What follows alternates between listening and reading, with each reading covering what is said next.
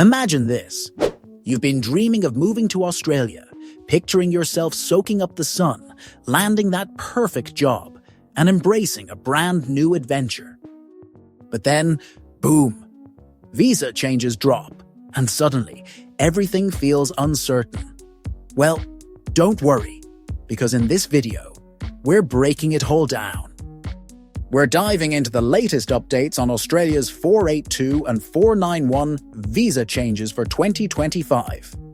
Whether you're a skilled worker looking for opportunities, an employer searching for top talent, or just someone fascinated by migration trends, this video is packed with insights. So let's jump right in and talk about the 482 visa first, the temporary skills shortage visa. The 482 visa, what's new this year? Now, in 2025, Australia is shaking things up a bit with the 482 visa, especially around skills in demand and salary increases. It seems the government wants to ensure that the visa system is as efficient and fair as possible. So, what does that mean for you if you're applying or thinking of applying for a 482 visa? First off, one of the major changes is the adjustment of salary thresholds. From July 1st, 2025, the salary requirements for employer-sponsored visas are going up by 4.6%. This is part of the government's annual adjustment plan to keep wages in line with Australia's market conditions. Basically, they looked at the latest average weekly ordinary time earnings data and said, all right, it's time for a raise. What does this mean in real numbers? The core skills income threshold is moving to $76,515, and the specialist skills income threshold is jumping to $141,210. And if you're looking at the temporary skilled migration income threshold for the skilled employer-sponsored regional subclass 494, or regional sponsored migration scheme subclass 187, that's also increasing to $76,515. Another interesting update is how these changes aim to balance the needs of the Australian labour market. The government is really keen on ensuring that there's no exploitation or undercutting of wages. It's a bit like making sure that no one's sneaking an extra cookie from the jar when everyone else is watching. Employers now have to be more accountable when it comes to salary offerings for positions that are considered in high demand. And honestly, who wouldn't want a fair go? The role of skills in demand. Now you might be wondering, what exactly are these skills in demand? Great question. Essentially, these are the roles and industries where Australia is experiencing a shortage of skilled workers. Think of it as Australia's version of a most wanted list, but for jobs. Sectors like healthcare, IT, engineering, and construction are often highlighted because they're pivotal to keeping the country running smoothly. The updated list for 2025 is more dynamic than ever. It's not just about the traditional trades and medical roles. There's a growing emphasis on tech and innovation. So, if you've got skills in software development, cybersecurity, or even emerging fields like data analytics, you might be in luck. The government is aware that industries are evolving, and with that evolution comes a need for new kinds of expertise. It's like going from dial-up internet to fiber optic speeds. Things have changed, and you've got to keep up. The 491 visa changes.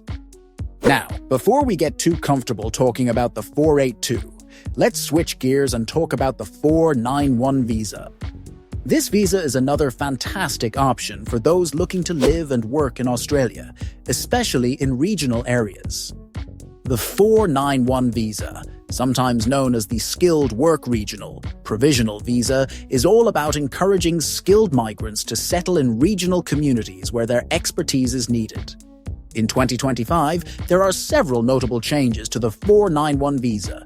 The adjustments are designed to make the visa pathway even more appealing and accessible for skilled workers. One of the biggest changes is the expansion of the eligible occupations list.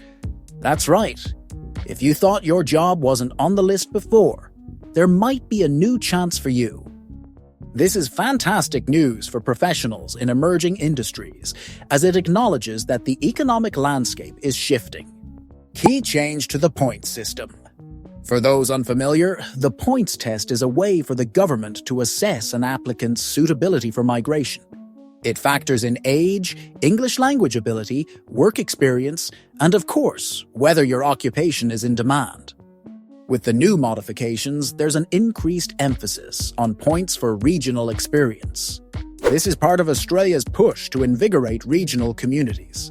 So, if you've been lucky enough to work or study in a regional area, you might find that your points tally gets a nice boost.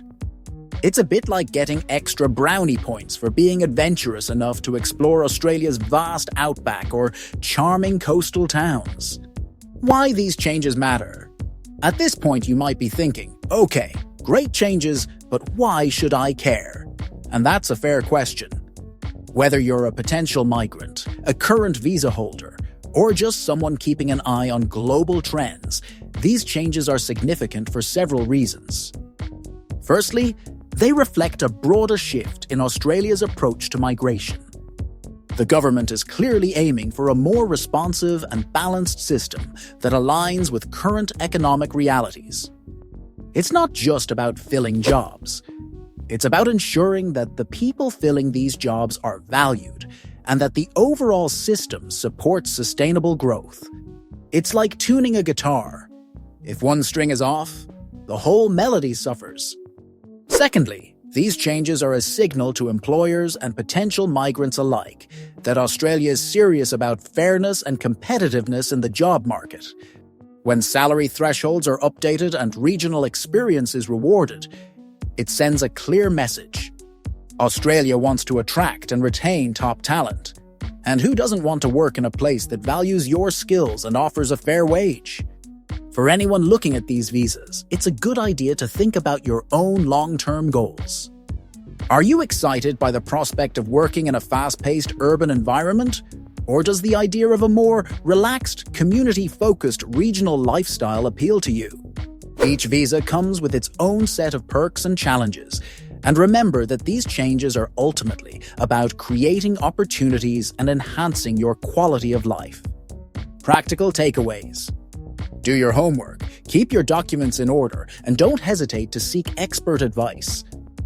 Remember, whether you're planning to apply for the 482 visa or considering a move under the 491 visa, these changes are designed to work in your favor.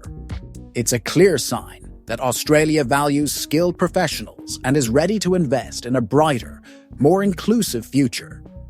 And hey, if you have any questions, or if there's something specific you want me to dive deeper into, drop a comment down below.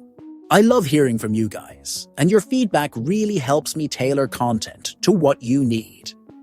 The updates in 2025 are just one chapter in an ever-evolving story of global talent and innovation. So, whether you're on the brink of a big career move or simply curious about what's happening on the other side of the world, know that there's a community out there and resources available to help you every step of the way. Catch you in the next video.